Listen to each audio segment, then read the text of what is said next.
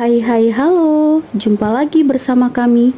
Di video ini kami akan membahas tentang perkembangan peserta didik. Mungkin ada yang sudah tahu apa itu perkembangan peserta didik?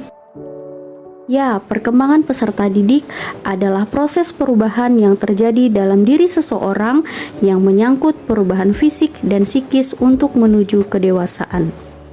Pada kali ini, kami akan membahas tentang perkembangan peserta didik menurut Sigmund Freud. Menurut Sigmund Freud, perkembangan peserta didik terbagi dalam 3 komponen.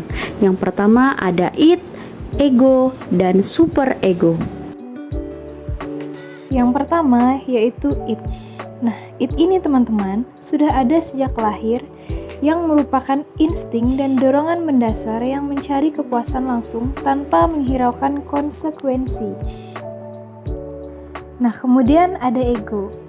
Ego ini terdiri dari proses mental, daya penalaran, dan pikiran sehat yang berusaha membantu id untuk menemukan ekspresi tanpa mengalami masalah. Ego ini bekerja menurut prinsip realitas. Yang terakhir adalah superego. Superego mewakili nilai-nilai sosial yang tergabung dalam struktur kepribadian dari individu, menjadi kata hati yang berusaha mempengaruhi perilaku untuk menyesuaikan diri dengan harapan-harapan sosial. Namun, id dan superego seringkali bertentangan, menyebabkan kesalahan, kegelisahan, dan gangguan. Apa sih yang terjadi jika ada ketidakseimbangan? Menurut Freud, teman-teman, jadi orang yang memiliki kepribadian yang sehat atau kunci dari orang yang memiliki kepribadian yang sehat adalah orang-orang yang dapat menyeimbangkan antara id, ego, dan superego.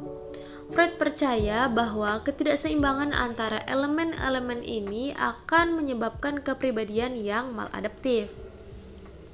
Kepribadian maladaptif artinya orang-orang yang tidak dapat menyesuaikan dengan lingkungan sekitar atau dengan dirinya sendiri. Contohnya, apabila seseorang dengan id yang terlalu dominan mungkin akan menjadi impulsif, mungkin juga menjadi tidak terkendali atau bahkan menjadi kriminal. Karena id ini harus dapat sekarang gitu ya. Jadi, orang-orang dengan id yang lebih dominan ini bertindak atas dorongan paling dasar dari diri mereka, sehingga tidak memperdulikan apakah perilaku mereka itu benar atau tidak, pantas atau tidak, dapat diterima atau tidak. Nah, di sisi lain, apabila superego yang terlalu dominan, maka dapat mengarah kepada kepribadian yang sangat moralistik atau menghakimi. Contohnya, seseorang yang diperintah oleh superego mungkin tidak akan dapat menerima apapun atau siapapun yang mereka anggap buruk atau yang mereka anggap tidak bermoral. Jadi ya, apapun yang mereka lakukan pasti benar, pasti bermoral. Orang lain mah pasti salah, pasti tidak bermoral, seperti itu ya. Jadi, apabila teman-teman ingin menjadi kepribadian yang sehat, maka teman-teman harus dapat menyeimbangkan antara id, ego, superego, antara realitas, keinginan, dan juga harapan dari masyarakat. Nah teman-teman, untuk lebih mudah memahami teori perkembangan peserta didik dari Sigmund Freud, itu dapat diibaratkan dengan menunggangi seekor kuda. Id adalah kuda dan ego adalah penunggangnya. Kuda memberikan kekuatan ataupun dorongan, sedangkan penunggangnya ini memberikan arahan dan bimbingan berdasarkan pemikiran yang rasional.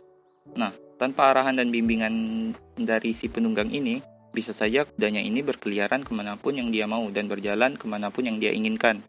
Nah, tugas penunggang ini teman-teman memberikan arahan dan perintah kepada si kuda untuk membawanya pergi ke tempat yang si penunggangnya ini inginkan. Lalu si ego ini kan juga melepaskan ketegangan yang diciptakan oleh impuls yang tidak terpenuhi melalui proses berpikir sekunder, di mana ego berusaha menemukan objek di dunia nyata yang cocok dengan citra mental yang diciptakan oleh proses utama dari id tadi. Nah, untuk contohnya dalam kehidupan sehari-hari itu antara id, ego, dan superego. Kalau misalkan kita sedang kuliah, lalu perut kita merasa lapar. Nah, rasa lapar ini kalau dibiarkan semakin lama semakin terasa lapar. Kalau kita berpandangan kepada it, mungkin kita akan memaksakan diri untuk mengambil camilan atau makanan langsung dan makan di kelas tanpa menghiraukan keadaan di dalam kelas. Nah teman-teman, jika saya bertanya kepada teman-teman apakah makan di saat jam perkuliahan berlangsung itu adalah tindakan yang sopan? Tentu saja kita semua sepakat bahwa makan di dalam kelas itu adalah tindakan yang tidak elok atau tidak sopan. Nah, asumsi seperti itu dinamakan superego karena berasal dari norma-norma dan nilai-nilai yang disepakati oleh lingkungan. Oleh karena itu, ego berusaha melakukan proses citra mental dalam membentuk sebuah keputusan yang baik. Menurut pemikiran yang rasional seperti, jika saya makan di kelas, mungkin saya akan mengganggu teman-teman dan mungkin saja ketika saya gerasak-gerusuk makan, suasana belajar menjadi tidak kondusif. Nah, di sini ego mempertimbangkan pemikirannya yang rasional lalu mengambil sebuah keputusan. Keputusannya itu seperti ini misalnya, oke, saya akan makan tetapi nanti setelah perkuliahan ini selesai. Jadi seperti itu teman-teman. Nah, bagaimana teman-teman? Semoga video ini bermanfaat ya. Mohon maaf jika terdapat kesalahan dari kelompok kami. See you next video.